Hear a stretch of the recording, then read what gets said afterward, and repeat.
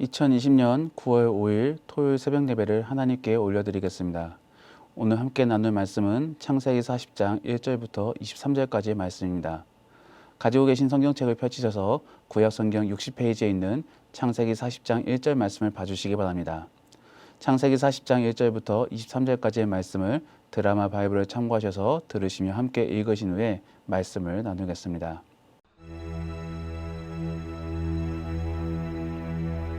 그 후에 애굽 왕의 술 맡은 자와 떡 굽는 자가 그들의 주인 애굽 왕에게 범죄한지라.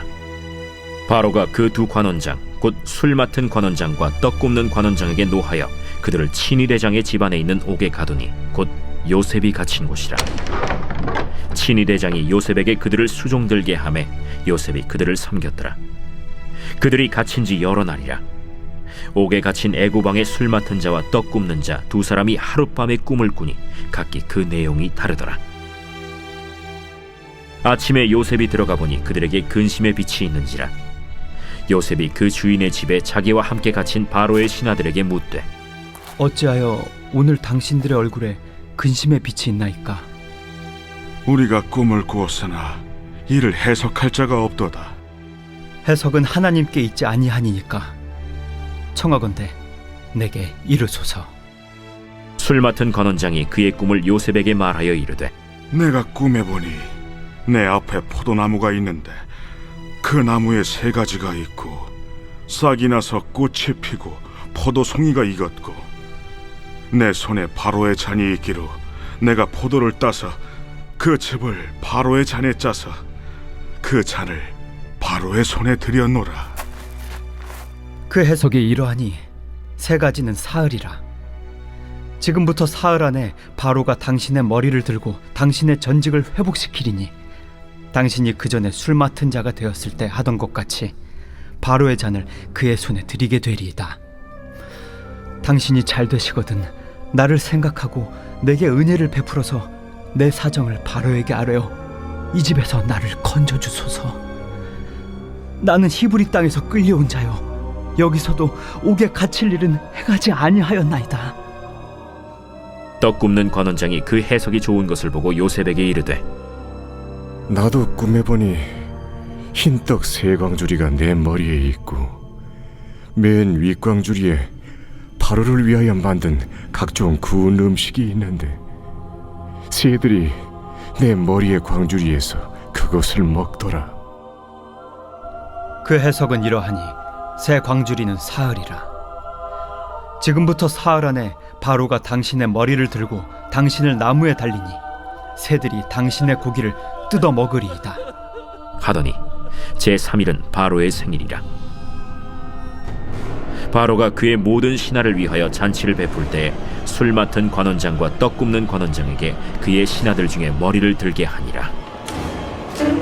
바로의 술 맡은 관원장은 전직을 회복하매 그가 잔을 바로의 손에 받들어 드렸고 떡 굽는 관원장은 매달리니 요셉이 그들에게 해석함과 같이 되었으나 술 맡은 관원장이 요셉을 기억하지 못하고 그를 잊었더라. 우리는 하나님을 믿으며 무의식적으로 축복을 기대합니다. 하지만 현실적인 신앙생활 속에서는 그 기대와 달리 어려움들이 찾아오곤 합니다. 그리고 그런 어려움 속에 우리의 믿음은 흔들릴 수 있습니다. 이런 상황 속에 믿음을 붙잡기 위해서 우리는 섭리란 개념을 기억해야 합니다. 섭리란 것은 하나님의 계획과 통치를 합친 개념으로서 전 지구상 모든 역사를 하나님께서 계획하시고 주관하신다는 의미입니다. 그러한 섭리 속에서 지금 우리 삶에 닥친 어려움도 하나님의 뜻이 담겨 있고 결국 주께서 우리를 선한 길로 인도하신다는 믿음을 가져야 합니다. 그런 믿음과 섭리를 묵상할 수 있는 본문, 바로 오늘 본문입니다. 오늘 본문은 요셉 이야기 중에서 아주 유명한 에피소드입니다.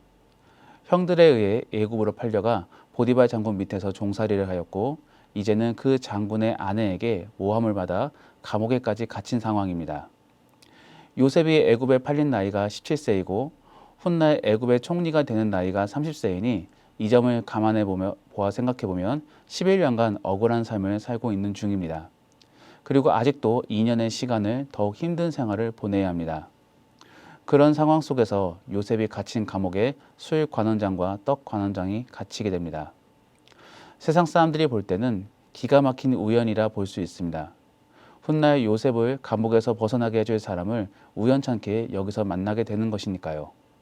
하지만 우리 성경에서는 이런 모습을 우연이라고 말하지 않고 하나님의 섭리라고 표현합니다. 그런 섭리의 뉘앙스가 2절부터 4절까지에서 보여지고 있습니다. 3절 말씀에 보면 두 관원장이 옥에 갇히니 하필이면 요셉이 갇힌 옥에 갇혔다라는 투로 서술하고 있습니다.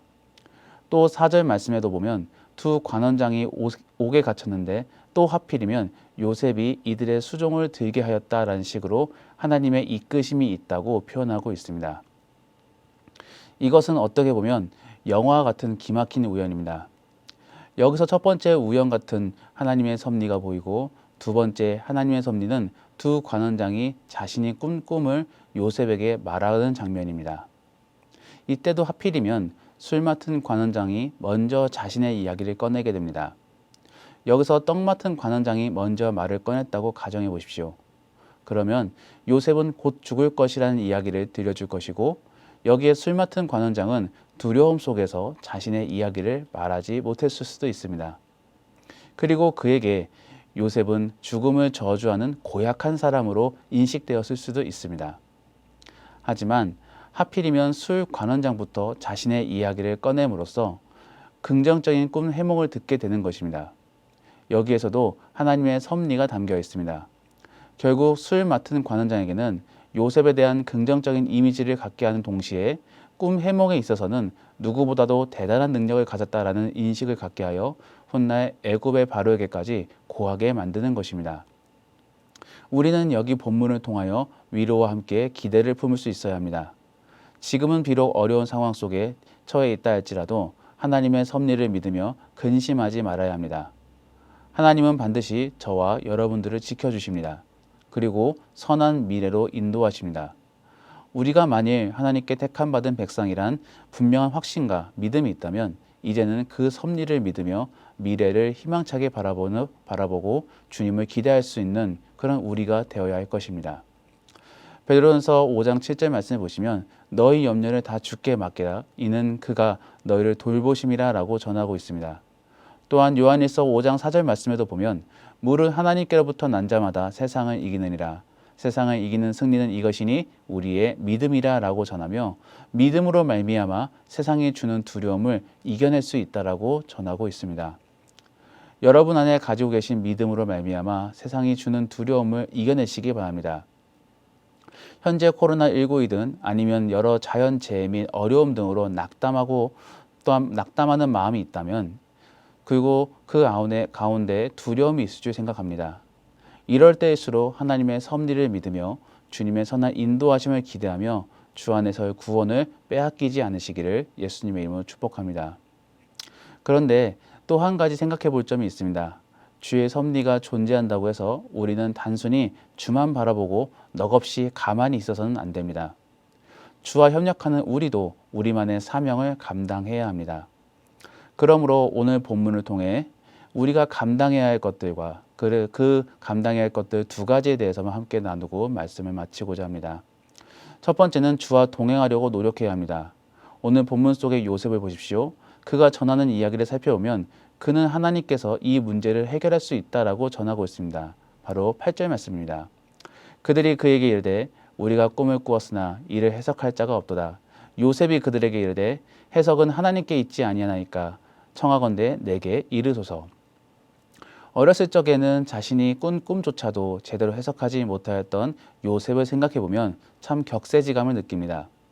이제는 꿈을 해석할 수 있는데 다만 그 능력은 온전히 하나님으로부터 있다고 분명하게 말하고 있습니다. 이처럼 요셉에게 있어서 하나님은 절대적입니다. 자신이 이렇게 살아갈 수 있는 능력을 주신 분이 하나님을 바르게 고백하고 있는 것입니다. 또한 훗날 바로에게 있어서도 요셉은 하나님의 영이 감동된 사람이라고 칭함을 받게 됩니다. 이처럼 요셉은 하나님과 함께 하였던 사람입니다. 우리도 이처럼 하나님과 동행하는 삶을 살아가야 합니다. 그럴 때 비로소 하나님의 섭리를 인정하고 주를 믿으며 긍정적으로 살아갈 수 있는 것입니다. 그런데 그런 하나님과의 동행이 결국 무엇이겠습니까? 주와 가까이 하는 것이고 바로 예배자의 삶입니다. 하나님께 기도하며 또 한편으로는 주의 말씀을 묵상하고 그 내용들을 믿음의 동역자들과 함께 교제하는 것입니다. 그를 통하여 주께 가까워지려고 노력하는 저와 모든 성도들이 되기를 원합니다. 그래서 주의 섭리를 깊이 경험하고 살아 역사하시는 하나님을 만방에 고백할 수 있기를 예수님의 이름으로 축복합니다. 두 번째는 자기 삶 가운데 치열하게 노력하는 삶을 살아야 합니다. 한간에는 코로나19 감염에 대해 하나님께서 지켜주실 것이니까 나는 마음대로 자유롭게 살아가련다라는 그런 사람들이 있습니다. 그것은 대단히 큰 오해입니다. 결국 그런 나태와 게으름은 죄입니다. 그렇기에 예수님께서는 게으르고 악한 종아라고 꾸짖는 것이 아니겠습니까? 그리고 그런 죄의 모습은 하나님으로부터 멀어지는 행위입니다. 그러므로 우리는 주의 보호하심을 믿으면서도 최대한 조심하고 또 한편으로는 내 삶 속에서 최선을 다하는 삶을 살아야 합니다. 오늘 본문의 요셉도 보십시오. 14절과 15절 말씀에 보면은 자신도 분명히 하나님을 믿지만 수육관원장에게 자신의 억울함을 호소하며 이 상황을 타개할 수 있게 도와달라고 요청하고 있습니다. 이처럼 우리는 하나님의 섭리를 인정하고 믿으면서도 또 한편으로는 우리 안에서 최선을 다하는 삶을 살아야 합니다. 그런 삶이 바로 우리 그리스도인의 삶입니다. 우리 그리스도인은 주를 믿고 주님의 법도를 지키면서도 또 한편으로는 내가 맡은 사명과 직분을 온전히 감당해야 합니다. 그리고 그러한 삶 속에서 하나님께서는 선한 길로 인도하시고 우리를 결국 승리로 이끌어 주시는 것입니다. 예수님의 이름으로 축복하기 원합니다. 오늘 하루 삶 속에서 최선을 다하는 삶 속에 하나님의 섭리와 또한 선한 이끄심을 발견할 수 있기를 원합니다. 그래서 주님의 일하심을 경험할 수 있는 저와 모든 성도님들이 되시기를 예수님의 이름으로 축복합니다. 말씀을 정리합니다. 우리 모든 삶 가운데 하나님의 섭리가 깃들어 있습니다. 우리는 이 하나님의 섭리를 인정하기 위해 주와 동행하는 삶을 살아야 합니다. 그리고 그런 삶이 바로 예배되는 삶입니다. 두 번째로 최선을 다하는 삶을 사시기 바랍니다. 그런 성실한 삶 속에서 주께서 일하심을 발견할 수 있는 복된 하루가 될 수 있기를 예수님의 이름으로 축원합니다. 오늘 말씀을 생각하며 함께 기도하기 원합니다. 주여, 오늘 하루 삶 속에서 예배자의 삶을 살게 하시고 최선을 다하는 삶을 살아감으로 말미암아 하나님의 일하심을 발견하고 그 발견의 기쁨 속에서 하나님을 찬양하는 삶을 살게 도와달라고 오늘 하루의 삶을 위하여 함께 기도하겠습니다.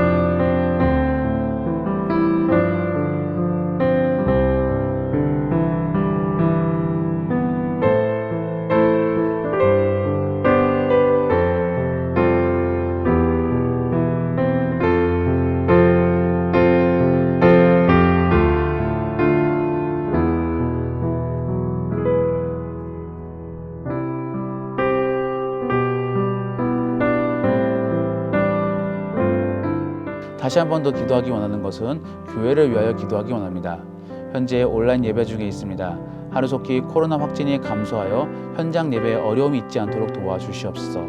또한 담임 목사 청빙 과정 중에 있습니다. 이런 상황 속에서 혼선이 일어나지 않도록 이끌어 주시고 교회의 평강이 임하도록 이끌어 주시옵소서. 우리 이런 기도 제목들을 가지고 교회를 위하여 함께 기도하겠습니다.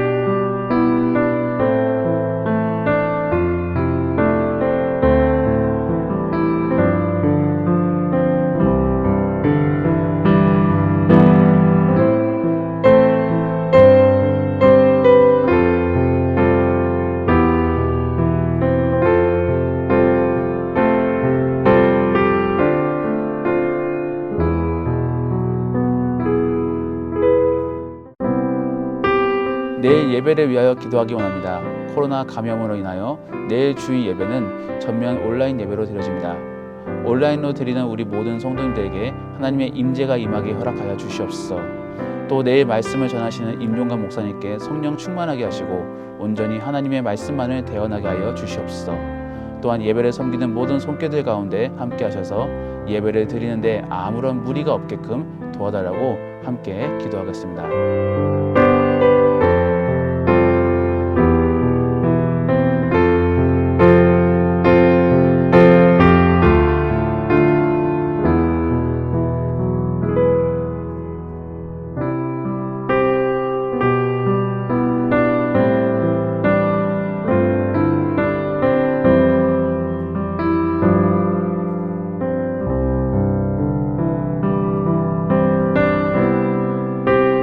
마지막으로 선교사님과 우리 교회 환우들을 위해 기도하겠습니다.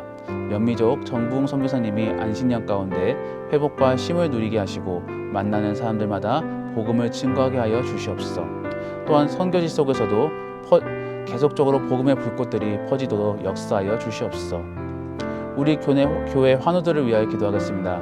김현희 집사님, 김영자 권사님, 김기수 집사님, 김찬주 집사님, 정승근 권사님, 김봉남 권사님, 정인 집사님, 조금혜 집사님, 김경환 집사님의 친정 아버님의 회복과 또한 그 이외에 우리 교회의 영육간의 아픈 성도들을 떠올리시며 마지막으로 함께 기도하겠습니다.